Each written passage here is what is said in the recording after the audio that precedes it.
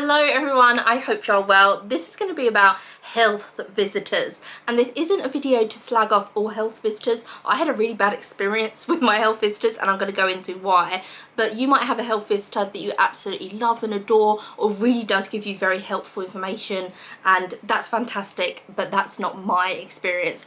And I just wish people would be a little bit more honest about stuff. They're like, oh yeah, I didn't like the health visitor, but like, I'm not going to go into it and stuff. I'm going to go into it and tell you what happened with me, and then maybe if that's happened to you, you'll feel a little bit less alone about the situation. So in England we have the NHS, our taxes pay for that, and it's our health service, and after you have a baby you have a health visitor that comes round your house. I don't know if they're called a health visitor or a midwife or a nurse. I could never work out what they were. Student, because I had someone who was a student come around as well, but they come into your home after you have a baby and just they weigh the baby. So when babies are born they drop their birth weight and then they gradually start regaining it again. So I'm going to tell you my experience with that. So every time I had gone for my appointments before that, I had had a different woman each time. I didn't have the same midwife throughout my whole thing. The different woman every single time. I live in a really busy built up area. It's not like a village where it's only like a few people working there. There's loads, so it's different people. So when my health visitor came around, she was a woman I'd never met before. So I was like, oh hi, come in. And the hospital had weighed my baby, and so she weighed my baby again and said that he had lost a bit of weight, but he was 3 weeks overdue. So that's like the big point in it. He was 3 weeks overdue. He was big when he came out. He wasn't like a tiny little baby at all. So she said, oh, like it's probably okay because he is so big and you're breastfeeding and everything, but he has lost weight. I'm gonna have to have someone come back to see you in a few days' time. So I was thinking, oh god, because you have someone come around your house and then your other appointments are back at the clinic where you had your other kind of checkup appointments. And so she said someone is going to come to your house in a few days time and weigh your baby again. So I felt that was just stressing me out immediately. That I was just like, oh god, I've got someone else coming to the house, got this newborn baby I'm looking after. I don't really want this extra stress of this outside person coming in. He was perfectly happy and fine. I don't know like why this extra stress is here. But she said everything does seem absolutely fine to me. And I breastfed him in front of her. It was so awkward. He started to like get a bit fussy and I was like, oh, you probably want something to eat. And she was like, yeah, just do it in front of me, let's see how you're doing. What? I did, but like that's just not me. It's not me to have that kind of thing. So it was just so awkward. I was like, like next time if I'm lucky enough to have a baby, another baby, then I will be like, no, I don't want to breastfeed in front of you. Sorry, it's not I don't want to do it in front of you. Bye, can you go, or I'll go in the other room or something. Like, no. But also when you have a baby, I feel you're so vulnerable. Your emotions are going mad. You just had this thing go on with you. I'd had a cesarean, and so you're holding this baby, you're quite physically weak, and mentally you're just completely, I felt like my personality just left my body. I don't know if it's because I was so tired or what. I just was kind of like this meek little creature, just like, okay, whatever you want, I'll do. So then I was feeding my baby and she said, great latch, everything's going well, I can see, with your breastfeeding journey. I was like, oh, okay, cool. So then a few days later, a completely different woman turns up at my doorstep, and they had said this is the day she'll come, but we don't have a time, so you just need to stay in all day, which was okay because like when you first have a baby you do kind of stay in, but I did have people come in to see the baby, so it was kind of a bit awkward. So she just turned up at the door, came in, completely different woman, never seen her before in my life. She weighed him and he was still a really healthy weight because obviously he was 3 weeks overdue when he was born, so he was very healthy weight. But she said, oh no, like he still hasn't regained his birth weight. We're going to have to talk about a feeding plan. If something's not happening, can you feed him in front of me so I can see if he's getting any milk? So again, I was just like, I think at the time I was just like, oh, just get through it, just try and get through it. But I was embarrassed. I don't want to. I'm not that kind of person that wants, I don't even wear a bikini on the beach. Like, I don't want to be doing that with you. I've never met you before in my life, but I did it. Because again, I feel like when you have a baby, you are so vulnerable. We need like a third person. We need a woman who's going to come around your house and be like, no, she doesn't want to do that. Like someone who's going to advocate for you and say, no, she's too emotional, she's too vulnerable, she's this, she's that. no, don't get her to flop her boob out for you, no thank you. So I was like, okay, just whatever you want. So I did it again, and she said the latch is dreadful. It was exactly the same latch as 2 days prior.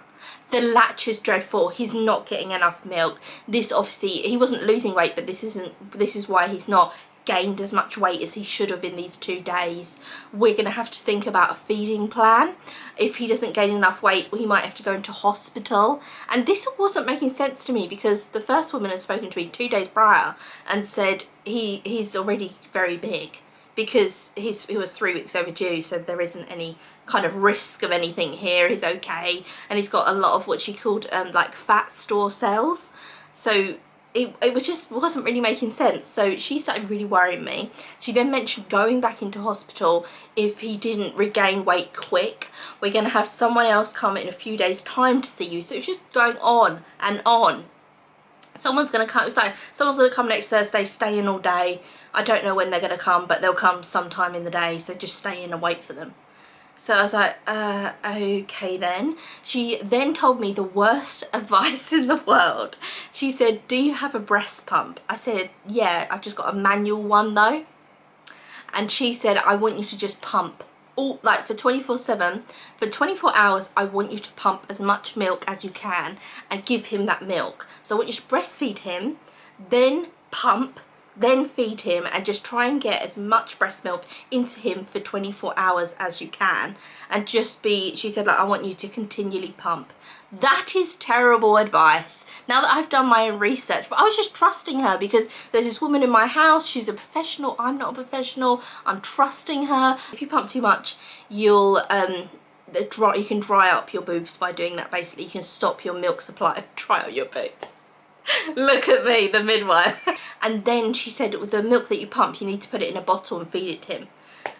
And they say you can't really breastfeed and bottle feed, because it can confuse some babies. Some babies are fine, they can do both. Some babies can't. As soon as they're put onto a bottle, that's it, they won't go back to the breast.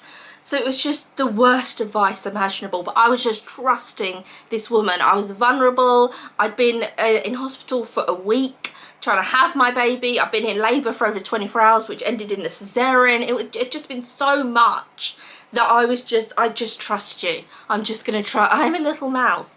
I keep doing that, but I was like, I'll trust you. So I took her advice. I didn't sleep that night. I remember it was just horrendous. I was on the sofa over there just with this breast pump, just go like that, a manual breast pump, just doing that the whole time, getting out tiny bits of milk, because obviously he'd just been fed, then having to put that into a bottle and feed him, and then he's up again to be fed again. I was just like a milking cow, honestly, I was. And I didn't sleep, I was just sitting on there. It was so depressing. So then a woman said, okay, I got a phone call saying, are you coming to the clinic? And I said no. A woman said she was coming to my house, and they're like, okay, maybe you should go to the hospital, because they have like a clinic at the hospital. And I just didn't want to go back to the hospital. I've been there for a week having my baby. I just said no, I don't want to do any of that. So they said, oh, okay. And the woman said to me, okay, we'll give you a home visit. You can't tell all the women you're getting this special treatment, making out I was some kind of princess. I was like, I don't want any of you in my house, to be honest with you, is what I wanted to say. So she came around again. And the way that they weigh, they have these massive baby scales, but they kept weighing on, so one would weigh on the carpet, and then I have laminate on in my hallway, and another one would weigh on the laminate, and that really, I know it sounds like such a small thing, but it really stressed me out, because the first woman who weighed him on the carpet, and then the second woman came around and I said, she weighed him on the carpet, and she said, I'm going to weigh him on the laminate. Anyone knows that when you put scales, you have to use the same surface to get an accurate result. Carpet is it's like padding. Like, it was infuriating. I was like, yeah, but she did weigh on the carpet, and I was really trying to get her to weigh him on the carpet, and she wouldn't do it. So I think that's also why the results were so odd, and it looked like he wasn't gaining weight when actually he was. If he was starving, he'd been crying and crying, or he'd been very lethargic, and he wasn't any of that. So it was just so bizarre. And then another woman came round. Oh my god, they went into my bedroom. So this other woman came round, never met her before in my life. She came round, said he hasn't regained his birth weight again, but then I explained to her, but they've been weighing on like carpet, laminate, whatever. And then she said, like, how's he been sleeping? And I was like, well, he's not really sleeping, you know, he's a newborn. but he's been sleeping in our bedroom and he sleeps on Dom's chest. And she was like, what? That's not safe sleep. Where's this room? Show me. Now, if that had been said to me now, I'd say, no, we're okay, thanks. We've done our research. This is our baby.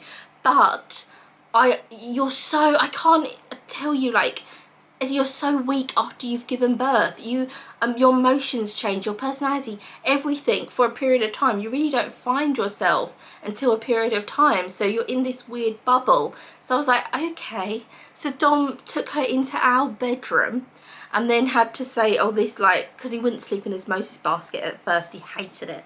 So Dom would have to, like, be completely still and have him on his chest, and he would go to sleep, and that's the only way he would go to sleep, and that worked perfectly well for us, and Dom didn't move or anything, he just managed to sleep perfectly still. So he was telling this to the woman. She said, that's not safe sleep. You shouldn't be doing that. He has to be in a Moses basket. You can't have a baby sleeping on you. There's too much that can go wrong. She then spent the whole time chastising us and lecturing us about safe sleep. She then gave us all these different links to websites about safe sleep and was just really having a go at us that, like, I can't believe you'd let him sleep on his chest, like, it's 2023, because I had him last year, it's 2023, and, you know, people should know about safe sleep. Did you not learn about this in antenatal classes and all this?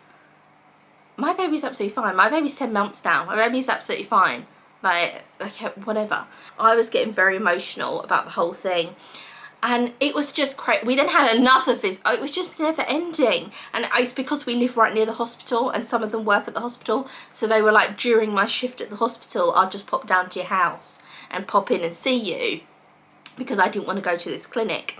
So the last visit we had with this woman, a completely different woman again, just all these strangers coming in and out of the house giving me bizarre advice. So first one said everything's fine. The second one said, oh my god, you might have to go into hospital with a feeding plan. The third one said, you're not sleeping safe, that's really dangerous. Another one came and said everything seems absolutely fine. He seems a very healthy baby, he's a very healthy weight. So I was like, what? But you've all been telling me it's not gaining enough weight. And she was like, oh yeah, some babies, you know, like, they don't gain it as quicker than others, and obviously you're breastfeeding, so they won't get it as fast as they would with formula. Why didn't you tell me this at the beginning? And then this woman turned up, who I'd never met, and they just said, like, you better be in on the day. So we had to stay in all day for her. She came in and I was ready to say now, like, this is enough, okay? I'm absolutely fine. I've got my parents were in the house staying with us. I've got support. I really don't need you coming around my house. Like, please, can this all stop? She came round and she said, everything seems fine. He hasn't regained the weight, but, like, she was an older, like, woman, so she was like, oh no, it's just like some babies, everything actually seems fine now. And I said, I want to unenroll myself from this whole service. I don't want to go to the clinic. I don't want a health visitor, like a midwife, to come around, or health visitors in the future or anything. I don't want any more of this service. I'm just kind of drained with the whole thing, and I want to enjoy my baby. And I feel like the first 2 weeks of his life have been taken up with this bizarre advice of, like, over pumping, and then just give him formula, stop breastfeeding, and then actually you're doing perfectly fine with breastfeeding. Like, it's just too much noise, and it's too contradictory for me, because I'm having a different woman and they've all got their different opinions, and I just don't want it. And she said, I have never had this in my life, that someone has wanted to unenroll from this. It's never happened. And then I said, well, there must be some people who just don't let you in the door, like when you go around their house. They must just not want you around. And she went, no, only if they're paying to go privately would they do that. They have never said no to this. Lie, lie. Go on Mumsnet, there are threads and threads. I didn't know this at the time, obviously, but there are threads and threads of women talking about, oh yeah, I unenrolled from that whole thing, said I didn't want to do it. With my second baby, I didn't even let him in the door, said no, I don't want to do it at all before I'd even had my baby. So they knew not to come around to my house and that I didn't want to go to the clinic and everything. I obviously have a doctor, so at 12 weeks you take your baby to the doctor, and your doctor can weigh the baby, and if you have any problems you can just go straight to your doctor. So you don't actually need this clinic to go to. It might be a great resource for some people, and I think especially if you've got the same woman, that must be so great, because you have that consistent advice and someone who actually knows you. That must be really lovely. But for me, it was just different women, different different opinions. So she acted like absolutely shocked, like this had never happened. This was the first time in England a woman had ever asked to unenroll. I've been doing this for 40 plus years and a woman has never done that. I don't think you'll be allowed to. And I was like, oh, okay. And she said, I have to talk to my boss, but I don't think you're allowed to stop this service. Almost as if she was going to phone the police and get me arrested for not wanting to have this. Like extra checkups and all this different stuff when you've just told me my baby's fine. Why do I have to see you every week if my baby's fine? And I have a doctor. I can prove to you this is my doctor that I'm enrolled with. I'm going to my doctor soon for a checkup there, and if I've got any problems I can just go straight to her.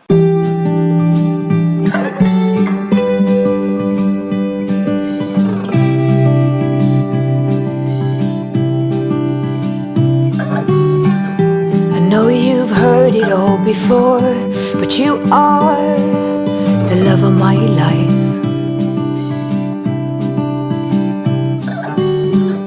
I knew when you came through the door that you are the love of my life.